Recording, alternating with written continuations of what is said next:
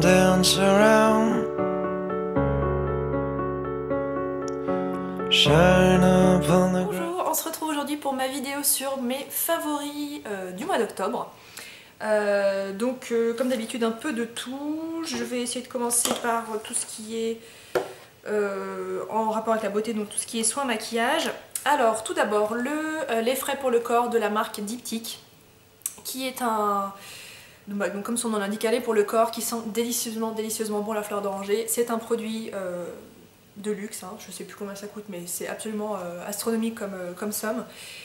Moi je l'avais acheté sur Lyon à l'époque où j'habitais encore, puisque les Lyonnaises ont la chance d'avoir une boutique Diptyque rue Edorario, je crois bien. C'est un produit dont je ne me sers pas comme lait pour le corps, puisque bon, alors voilà, vous mettez 4 pompes, le truc il descend d'un centimètre et c'est genre 1 € le millilitre. J'exagère, mais je crois que c'est plus de 20 € ce petit flacon et qui fait 200 ml. Moi je m'en sers comme parfum, puisque Diptyque est une maison de parfumerie connue pour avoir des senteurs très intenses, très délicates, avec des odeurs vraiment bien recherchées. Et en fait moi je me sers de ce produit comme parfum, donc j'en mets dans le décolleté, un peu sur les poignets, et voilà, ça a été un peu mon parfum pendant tout le mois.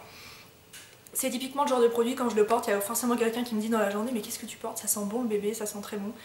Et voilà, à chaque fois c'était ça. Donc voilà, mon gros favori pour ce mois-ci c'est ce lait vers lequel je reviens tout le temps. Et donc moi je suis une grande fan de la fleur d'oranger, comme vous le savez probablement. En numéro 1 en termes de senteur, je placerai celle-ci pour la fleur d'oranger. En numéro 2 je mettrai la marque Fragonard en général, qui est une fleur d'oranger absolument délicieuse. En numéro 3 je mettrai la marque Durance, qui est une marque qui fait notamment des senteurs pour l'intérieur, donc des bougies, des diffuseurs, etc. Et ils ont également une eau de toilette à la fleur d'oranger qui est absolument délicieuse. Donc voilà pour mon top 3 des fleurs d'oranger pour information.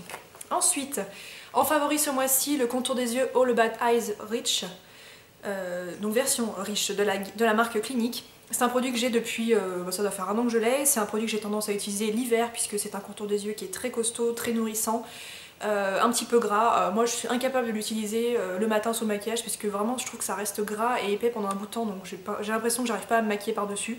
En revanche le soir il est extrêmement efficace. Ça se présente sous la forme d'un petit pot comme ça. Alors je sais pas si vous voyez la texture, mais c'est limite une texture beurre, que du coup voilà, c'est un produit que j'avais un peu délaissé du coup depuis l'hiver dernier, puisque voilà, j'avais pas besoin d'autant d'hydratation et de nutrition pour l'été et la mi-saison. Mais alors là, voilà, c'est un produit que je réutilise avec un grand plaisir. La marque Clinique, c'est une marque que j'aime beaucoup, que ma peau supporte très bien. Voilà, c'est des produits qui sont testés au niveau des allergies, mais avec des tests assez importants. Il n'y a pas de parfum, voilà, c'est vraiment une marque que j'aime beaucoup, qui est assez onéreuse, mais si vous avez vraiment un contour de l'œil très sec et déshydraté, je vous conseille ce produit. Et donc pour celles qui ont le contour de l'œil déshydraté, mais quand c'est pas vraiment trop la catastrophe, ce produit existe en version classique, donc ça c'est la version riche. Et en version classique, c'est une texture un peu plus gel et qui du coup est un peu plus légère, et à mon avis qui doit être compatible avec le maquillage, donc à mon avis on doit pouvoir appliquer le matin, contrairement à cette version-ci. On continue dans les soins. Vous avez vu dans ma dernière vidéo Get Ready With Me que j'utilisais le soin réhydratant anti-dessèchement de la marque Mixa.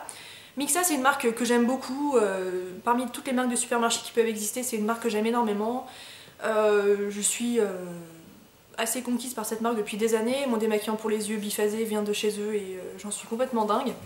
Et donc cette crème est vraiment excellente. Je l'ai achetée un petit peu au hasard en faisant mes courses à Leclerc. Donc extrait d'avoine et karité nutritive pour les peaux sensibles, sèches à très sèches. Et cette crème c'est un vrai plaisir. J'avais terminé ma crème de beauté, je sais plus comment elle s'appelait, je crois que c'était la formule enrichie de Nuxe, dont j'étais complètement folle et j'avais hésité à la racheter puisque je la trouvais quand même assez chère. Et je me suis dit bah voilà, je vais donner sa chance à cette crème. Alors ça n'est pas aussi bien que la Nuxe, puisque un peu moins riche, un peu moins agréable à utiliser, puisque son parfum pour le coup est assez classique par rapport à la Nuxe qui sent vraiment très bon la fleur d'oranger. Donc voilà, ça égale quand même pas la crème de beauté de Nuxe, mais c'est un très bon substitut. Et voilà, je vous conseille cette crème si comme moi vous avez la peau très sèche, sensible et réactive et que vous avez besoin de soins un peu costauds pour l'hiver. Alors ensuite j'ai un autre favori à vous présenter, c'est pas vraiment un favori, c'est pas vraiment ce produit là, l'érythrogel, c'est plutôt un concept en général. Mon favori c'est plutôt mon dermato, entre guillemets, puisqu'en fait j'ai eu de très gros problèmes de peau, enfin très gros problèmes, tout est relatif, mais étant donné que j'avais pas eu un seul bouton pendant toute mon adolescence, quand je me suis retrouvée avec de l'acné à 24 ans, je l'ai un petit peu mal vécu. Donc je me suis rendue après avoir essayé beaucoup de crèmes, beaucoup de soins, etc. Et quand j'ai vu que j'allais vraiment pas m'en sortir comme ça, je me suis rendue chez une dermatologue qui m'a prescrit un traitement antibiotique et des soins locaux, donc des crèmes, des choses comme ça. Et c'est à partir de ce moment-là que mes problèmes de peau ont commencé à se résoudre. Donc en fait, voilà, je suis pas du tout en train de vous conseiller une crème antibiotique ou quoi que ce soit. C'est juste pour vous dire, si vous avez des soucis de peau et que vous ne vous en sortez pas, moi je vous conseille vraiment d'aller frapper à la porte d'un dermato. Vous pouvez très bien trouver quelqu'un qui est conventionné secteur 1, donc qui va pas vous faire des honneurs absolument avec... voilà, mon conseil c'est plutôt... Rendez-vous chez un dermato si vous n'arrivez pas à vous en sortir comme ça. Donc voilà, je suis pas en train de vous conseiller l'érythrogel en particulier, mais voilà, moi finalement, ma cure d'antibiotiques, ma cure de zinc et puis ces traitements-là, c'est vraiment la seule façon pour moi de m'en sortir. Donc voilà, mon cri du cœur pour ma dermatologue. Alors ensuite, on va continuer avec le maquillage. Enfin ça, c'est mi-maquillage, mi-soin. C'est un baume pour les lèvres de la marque By Terry qui s'appelle le baume de rose que j'avais reçu dans une little box. C'est donc un baume pour les lèvres mais qui se présente un peu sous la forme d'un gloss avec un petit embout mousse comme ça, qui a un très joli rendu sur les lèvres, un petit peu lacté, un petit peu translucide et qui surtout nourrit très très bien les lèvres. Donc c'est un vrai plaisir d'utiliser ce produit au quotidien. Et pendant tout ce mois, quand j'ai pas vraiment une inspiration pour porter un rouge à lèvres ou quoi que ce soit, c'est vers ce produit que je me suis tournée et c'est un excellent 2 en 1 puisque voilà, il prend vraiment soin de vos lèvres pendant toute la journée. Alors si vous l'avez pas reçu dans la little box, je vous le conseille, puis à la fois je vous le conseille pas parce que je crois que ça coûte très très cher. Et moi j'avais été très très contente d'avoir un produit de cette marque dans une box puisque c'est une marque de luxe mais c'est encore au-dessus de Guerlain, Chanel, c'est une marque qui est très très onéreuse. Donc voilà, un gros coup de cœur pour ce baume. Alors ensuite, pour maquiller mon teint ce mois-ci, je vous ai rien amené puisque globalement ça n'a pas vraiment changé. Je suis restée entre le fond de teint Double Wear Light d'Estée Lauder et le Anti-Blemish Solution de chez Clinique que je vous ai présenté ces deux-là à plusieurs reprises. Pour la poudre, je suis restée sur la Double Matte d'Estée Lauder aussi. Niveau bronzer, ça n'a pas beaucoup changé non plus. En termes de blush, j'ai beaucoup porté le Coralista de Benefit, qui est un très très joli blush, donc comme son nom l'indique corail, mais un corail assez clair et très irisé, qui donne extrêmement bonne mine. Il est fourni avec un petit pinceau, et alors c'est un des rares blushs que j'utilise avec le pinceau qui est fourni dedans, puisque je trouve que sa taille est assez adaptée, et puis je pense que c'est des poils naturels, enfin j'aime bien ce pinceau, donc en fait voilà, c'est assez pratique parce que vous avez tout dans la boîte, et avec ce blush pas besoin d'enlumineur puisqu'il est vraiment très lumineux et il donne vraiment bonne mine. Voilà, c'est un de mes blushs favoris. Moi, si je devais garder qu'un seul blush, je pense que ça serait lui que je garderais. Je le trouve vraiment magnifique. Ensuite, ce mois-ci, donc quand je ne portais pas le Coralista de Benefit, j'ai porté plein d'autres blushs. D'ailleurs, je vous en ai pas sélectionné d'autres puisque j'ai vraiment jonglé entre plusieurs produits.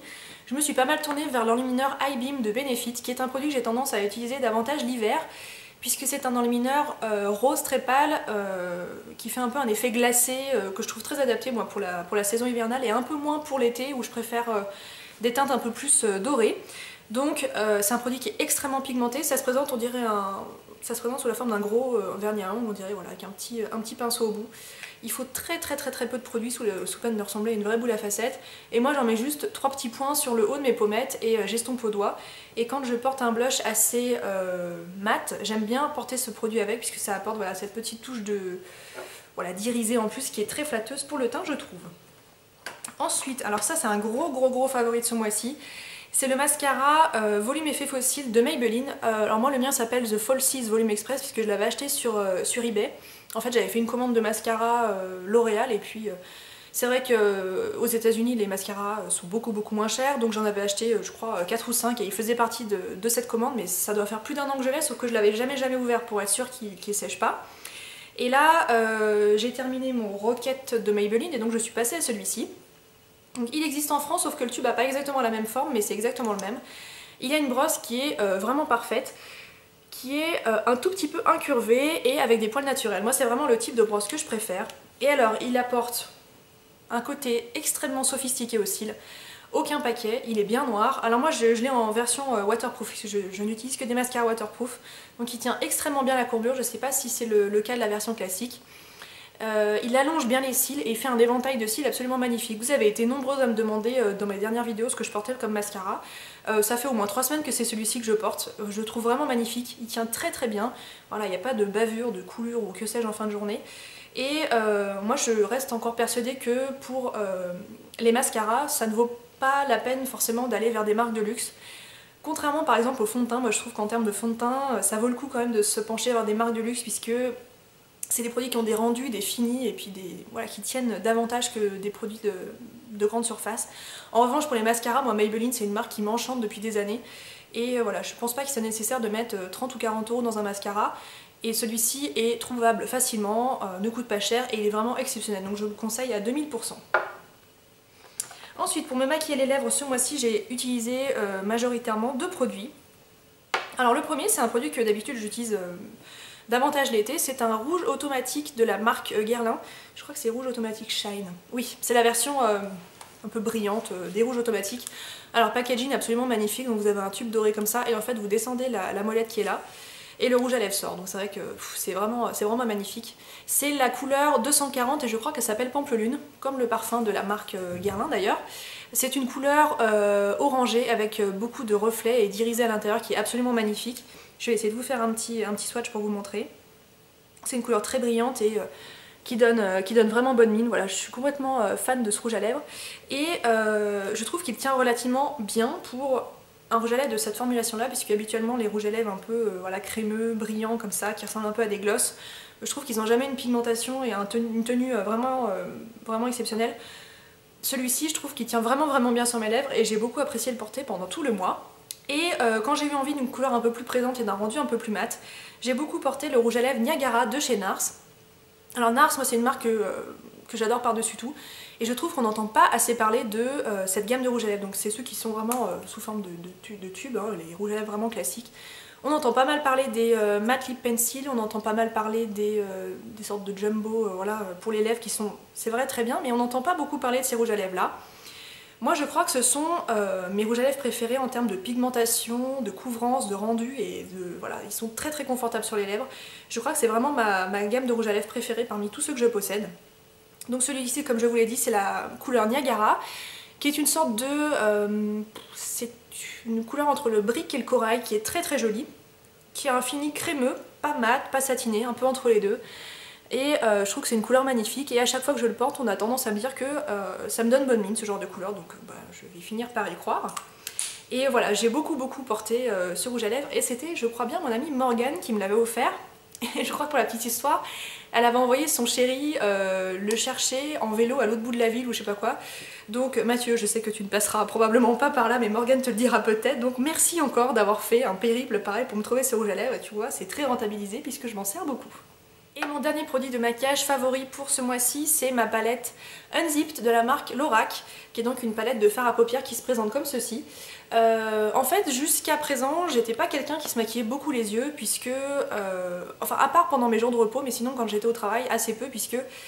Quand on se lève à 5h, 5h30 du matin, j'ai envie de dire que les minutes sont comptées et moi je préfère rentabiliser ces minutes à dormir plutôt qu'à passer du temps devant mon miroir pour me maquiller les yeux.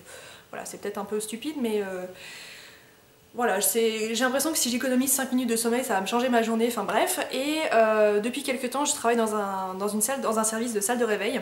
Et j'ai des horaires bien différents, il m'arrive de commencer à 8h, à midi, à 14h. Et donc je reprends plaisir et je reprends goût à me maquiller les yeux et à prendre du temps pour me faire un maquillage assez élaboré.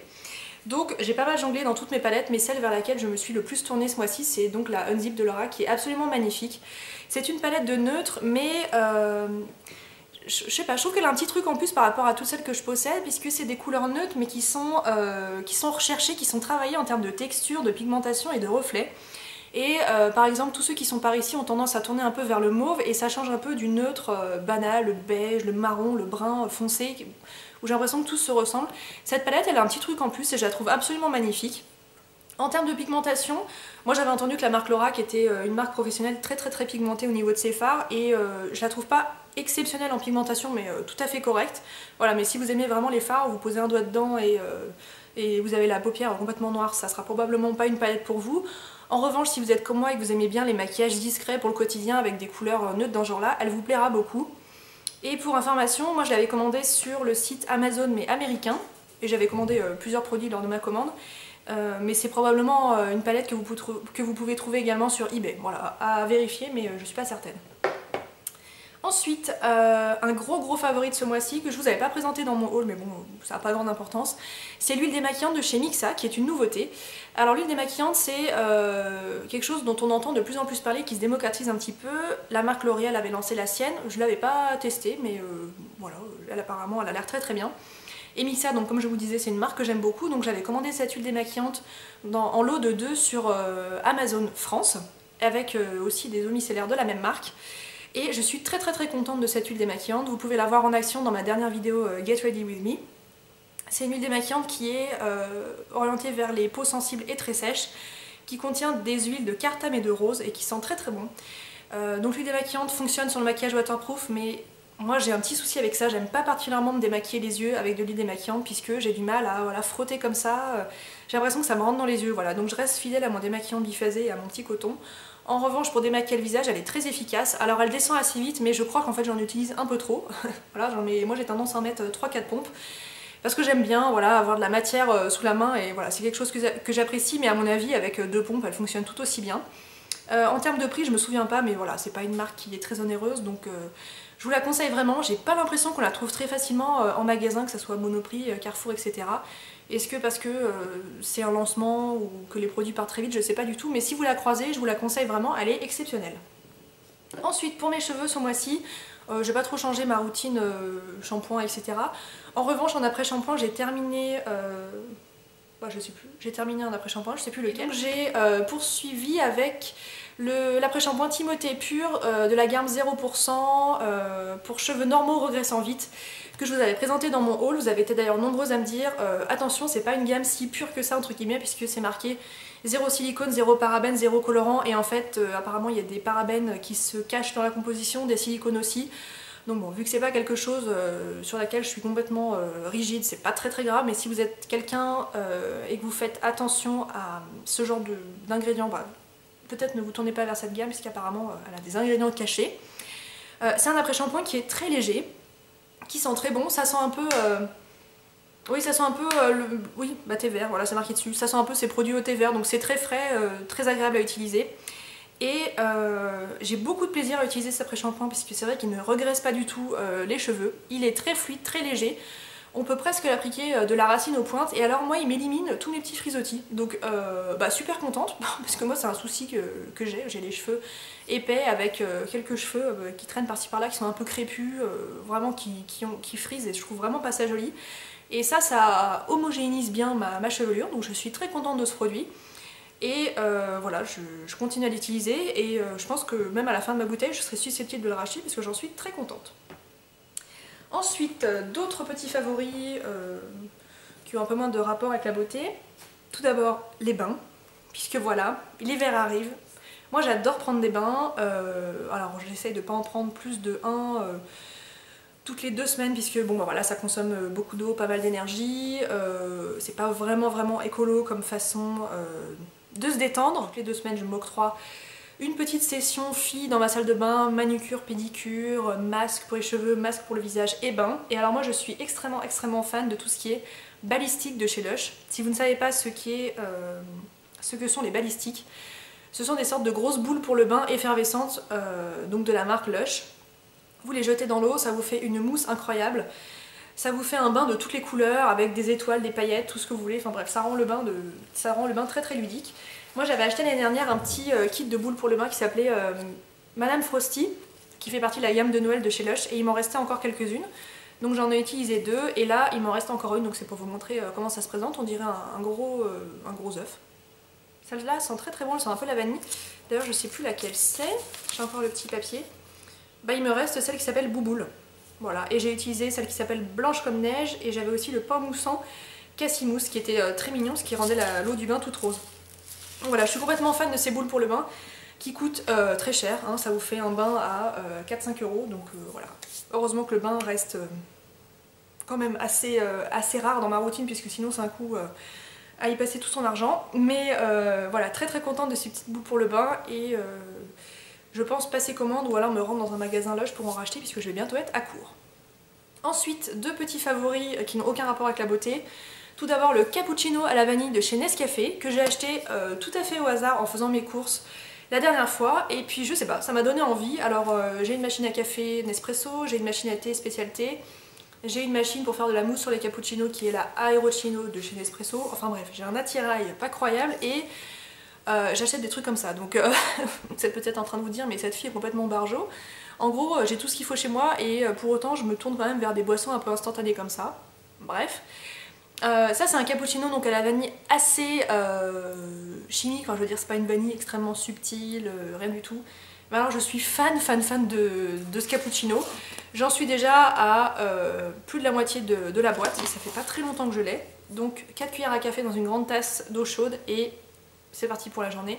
C'est un vrai délice et il n'y a pas grand chose, hein, 63 calories par tasse, donc c'est pas incroyable. Donc je suis très contente de ce cappuccino que je risque de racheter assez rapidement. Mon dernier favori de ce mois-ci, c'est la série Breaking Bad. Puisque, comme vous le savez sûrement, la série Dexter s'est terminée. Avec mon copain, on a eu beaucoup de mal à s'en remettre puisque c'est une série qu'on a absolument adoré. On attendait l'épisode suivant impatiemment chaque semaine.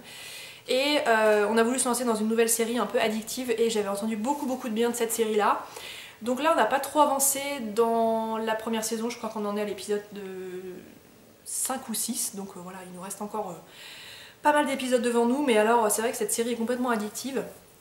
Oh, je ne vais pas me lancer dans un résumé ou quoi que ce soit parce que ça va être un peu long, mais il y a un peu d'humour noir, c'est assez touchant aussi parce qu'il y a des scènes qui sont, voilà, qui sont assez émouvantes, donc voilà, c'est une série qui a l'air vraiment exceptionnelle et puis alors la fin a l'air d'être totalement incroyable. J'ai pas encore croisé de spoilers sur internet donc je prie pour que ça dure parce que j'ai pas du tout envie de savoir comment ça se termine, je vais garder le suspense jusqu'au bout. Mais voilà, je vous conseille cette série par-dessus tout puisqu'elle est vraiment exceptionnelle.